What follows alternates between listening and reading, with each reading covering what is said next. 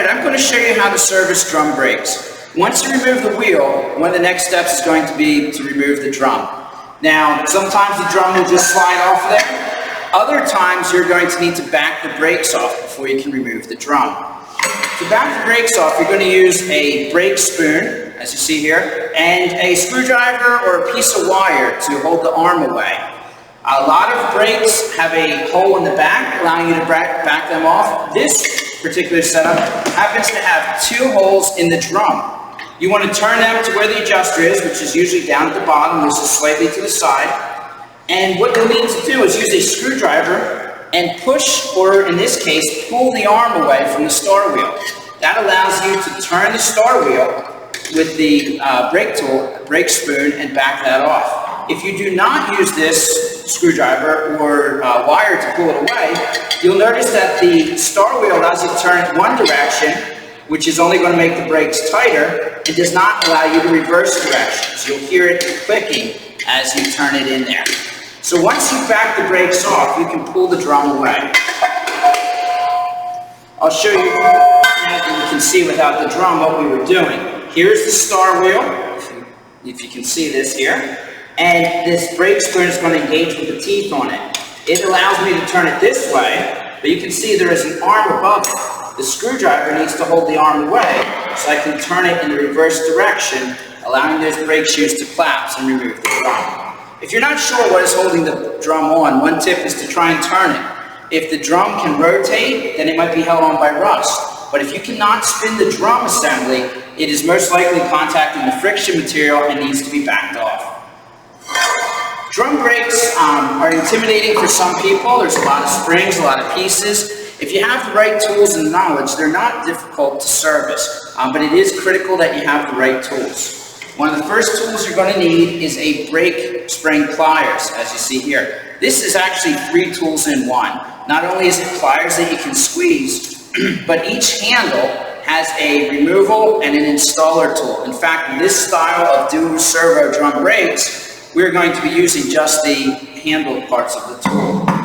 Let's mention what we mean by dual servo drum brakes. If you notice, these brake shoes do not have the same length lining. There's a front brake shoe, a primary, and a secondary brake shoe that's going to face towards the rear. With that, they shift down at the bottom. You can notice that they are not anchored completely, they're anchored only at the top, and that allows it, when you apply these brakes, the spinning motion of the wheel actually wedges the secondary shoe into the drum, which does most of the braking. To remove these types of brakes, you want to start up top of that anchor with the spring. You're going to use this part of this brake spring pliers removal tool, and it has an ear on here. You're going to place the tool over the pin, use the other handle to rotate it, and now is always a good point to remember to make sure you're wearing safety glasses. It's entirely possible for springs or pieces to go flying when you're doing this. When you turn this, try to turn towards the attached arm of the spring, not the open end. That's going to keep that hook from opening up. So you're going to turn that 90 degrees, and then tilt the tool to the side, and that's going to pop the spring free. You can let the spring hang there, or you can take it and set it down into the work area. I'm going to set it off to the side so it doesn't fall on us. It's not a bad idea to lay all these parts out in the same direction they came apart. On the other side, notice the spring is attached to a self-adjuster link. We're not going to pull on the spring, we're going to use that same tool, same action on the self-adjuster link. We'll go over the anchor pin, get the little hook behind it, turn it 90 degrees, and pop it off to the side. Now I can remove both the spring and the self-adjuster link. And we are actually done with the brake spring pliers until we go for our reassembly.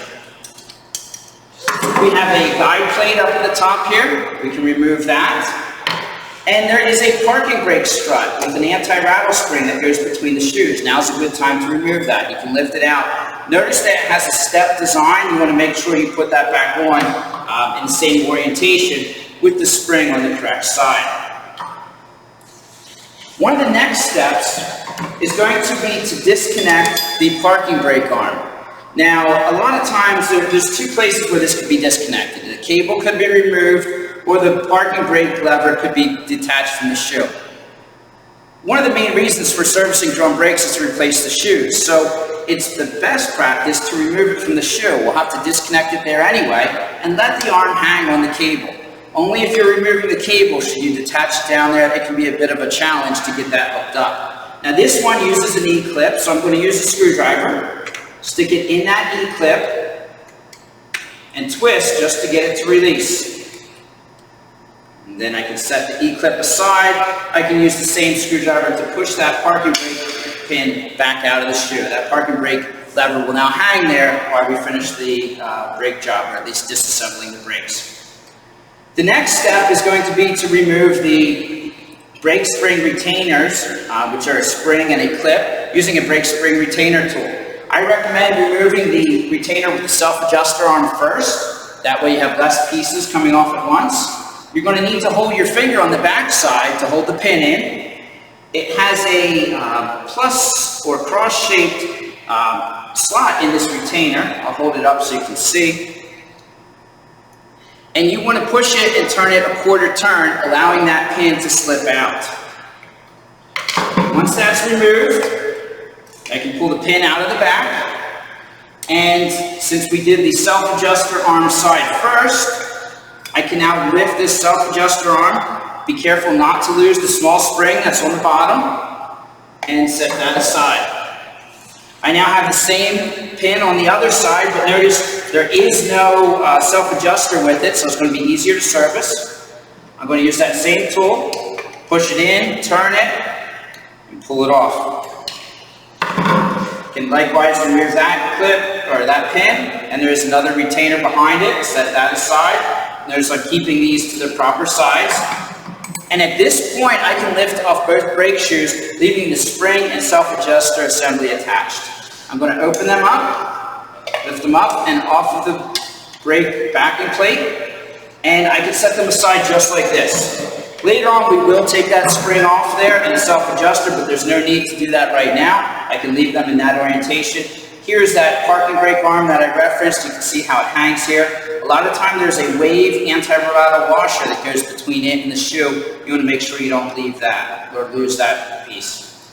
At this point, the shoes are disassembled, ready for me to complete a brake inspection and measure components, which we'll demonstrate in the next video. Thank you.